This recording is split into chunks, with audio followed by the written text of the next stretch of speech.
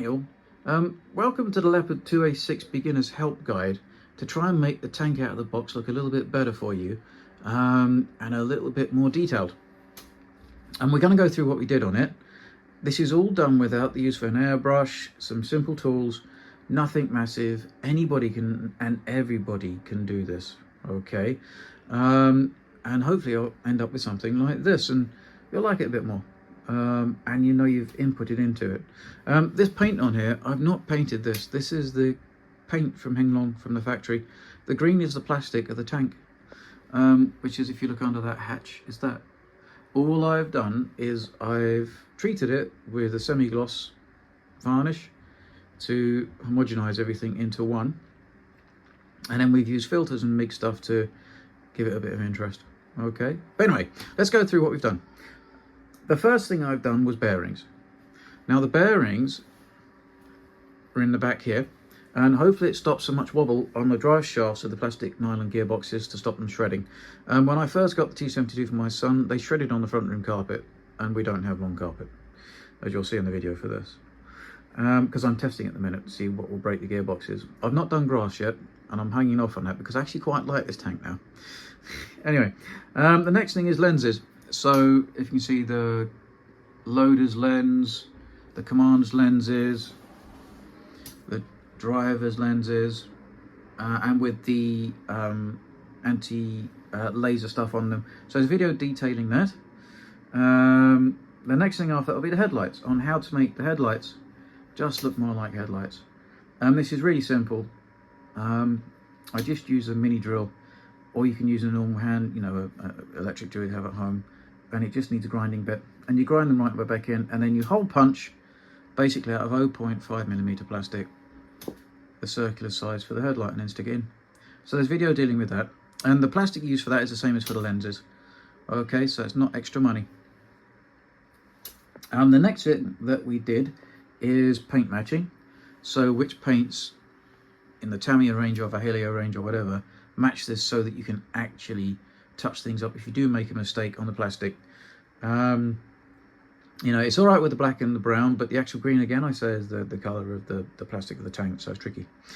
So I found quite a close match, so that's the next part. And also that's me putting the semi-gloss varnish on, and that's all been a bit of a, the first one was right. The second can I used to do the stickers, that was a bit of a disaster, and you'll see that in the video. The next one after that is painting up the tracks, because to semi-gloss you need to take your tracks off. Okay, so I show how to break the tracks and how to paint them, again by just using Tamiya paint and MIG products. The next thing we are on to will also then be the stickers, so how to put these on nicely. What you normally do with stickers, and I do it with all of them, is you gloss over them or semi-gloss over them to homogenize them to the side of the tank, but it all went a bit Pete Tong. Normally I would use my airbrush to put anything like that on, but I used the Humbrol can, the second can from exactly the same shop, but it was an absolute disaster. But the good thing is, it shows in that video that if you get a problem with the varnish, I'll show you how you fix it. Now the next little bit, this doesn't come with an MG3 anymore. The Tajin one does, but this doesn't. Maybe it never did. So I purchased from DK LMRC this nice little MG3 here. Alright, now I've got a little review on that unboxing and how to build it and how to do the wood effect on the handle. They shouldn't have wood effects, they should be black, but something to look at, isn't it? It also in that video shows you how to do the wood effect on the tools, on the actual tankers itself. What else we got? And now the best bit, this is the bit I'm really happy with. Can you guys see the screw openings anywhere? Can you see them anywhere? I'll just move my light around a bit. Can you see the screw openings anywhere?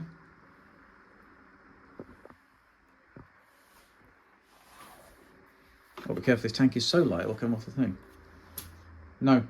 So I found a way of doing this so that you can cover up the screw holes but still have them as functioning screws. You can remove what I put in there really simply. Basically what it is, it's rubber bungs for when you do dipping and stuff like that, to stop it going in tubes and things. you cut them to shape and put them in the hole, and you can get them out easy enough with a craft knife. You might have to repaint them every time you take them out, but I'm not intending on taking this apart a lot. And I'm thinking that a lot of you won't be intending on taking it apart a lot. You're not like heavy IR battlers and stuff like that, where you got to perpetually stripping your tank apart. You don't need to. Once they're together. And especially don't, because there's more chance of breaking detail. So yeah, if you look, you can just, I don't know, can you just see underneath the turret where it goes in that turret cheek? So I'm quite pleased with that, and there's a video on how to do that and what they are. Then it's the rear lights as well. So I've shown you how to do this on the front lights. You know what I hate about them? The barrels are really long. Is how to make these look a lot better. How to paint them. This is still without an airbrush.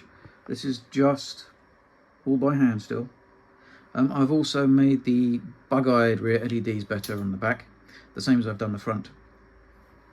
And also how to get that sort of candy effect for the lights. So like if you look on those repeaters, it's the same process. That's in the previous video to what I'm talking about now, but it does the job.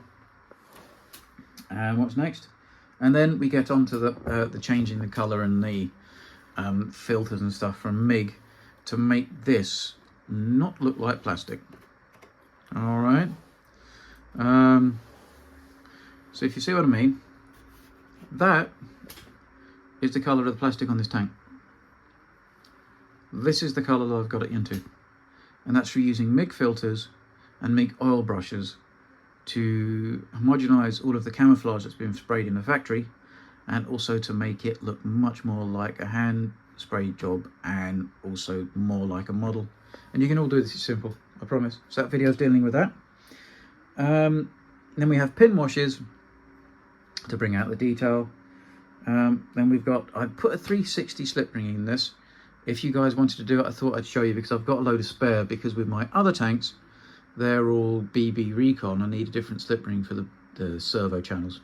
So I had a load of these lying around. So I thought I'd do a video of how you fit one, in case you guys want to fit one. I've tried to do it in depth. There's a few out there, but I think they're either in Chinese or German.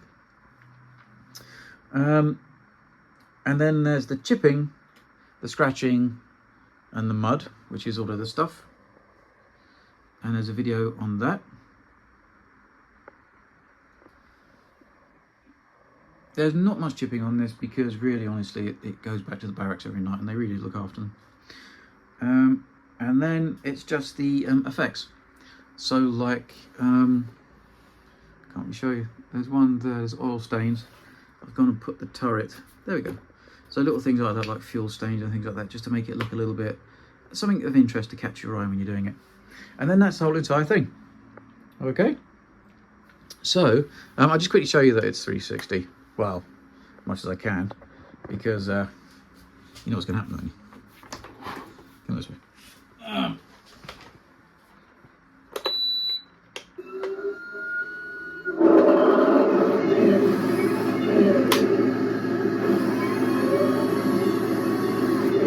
So yeah.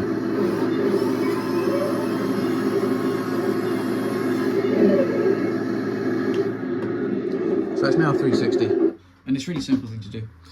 Now there's some videos I haven't done, and some little bits of detailing, so I couldn't stop myself. I've redone the aerials so they look a little bit better. I used the rubber aerials, and I've used aluminium tube there and just stretched sprue. I repainted the turret baskets with the different paint colours that I had to make them look a little bit more convincing. I've put some tow rope holders. I've made those up of spare brass sheet and some brass rod. It's not hard, I promise, but I haven't done a video of that. If you want me to, let me know. I'm going to try and keep it completely basic. That thing is what the gunner uses to know that his gun is over the back deck, because they can get disorganised. The commander knows where the turret is in relation to the back deck. They got more challenges as well. And really, detail-wise, that's the only extra things I've done to it. It's the only extra things I've done to it. The rest of it is just all kit. Okay, or what comes with it. So look, hopefully it might whet your appetite to watch the rest of these videos that I've done for it. If you don't want to watch it, that's fine. But if it comes in as handy, because like I said, the reason why I do this channel, this is never going to make me any money. But hopefully what I get out of it is if people can make their tanks a bit better and not have to spend, how much is this in Tamiya? This is £1,200 for a Tamiya one. And to be honest with you, I really don't think it's worth it. This was what, 215 if it hadn't gone wrong with the import duty. So yeah, and hopefully everybody can do what we've just done. This is all the stuff that we used to do it. So probably there's about 60 quid's worth of paint, maybe a bit less than that. So this is all the dealing with the lights, the body colour and the acrylic varnish. That's the can that was disastrous, and I'm going to get in touch with Humble about that.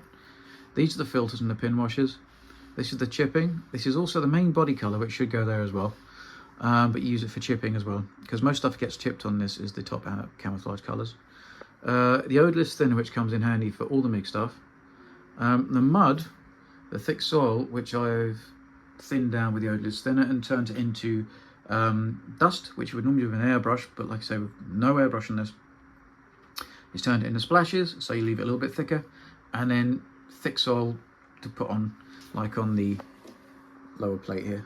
Okay, so if you look here, that's it really diluted down. The splashing is a bit thicker, and this is out the jar. All right, but it's one product. And then the wet effects, no oil stains and that. And this is just for the exhausts are black. All right, it's exhaust soot. Okay. These are the oil brushes for making the paint a little bit more vibrant and a bit different in places. So on the plastic, I would have used those oil brushes up here in this video, like I say. This is the Perspex, the 2mm stuff for the driver's hatches. I'll put this one in descriptions.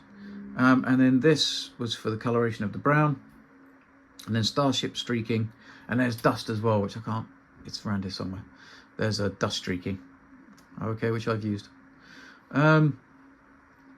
Yes, that's everything. And so if you do this, it should turn out something like that. And I think it looks cool. And this is basically the bog standard tank out of the box. No airbrush used. This is just what you get in the box with a few little bits of detailing up and using these products to do it. Okay, look, have a lovely day. I will stick this up and then I'll start putting up the videos. If you want them weekly, let me know, or 2 weekly. There's quite a few. There's about, in total, 13 videos. And you're thinking, this must have taken him ages. No, 2 weeks. With all the filming as well, it's just 2 weeks. This has not taken me long. And you can, I promise you can all do this. You can all do this yourselves. You know. So yeah, no. I will see you soon.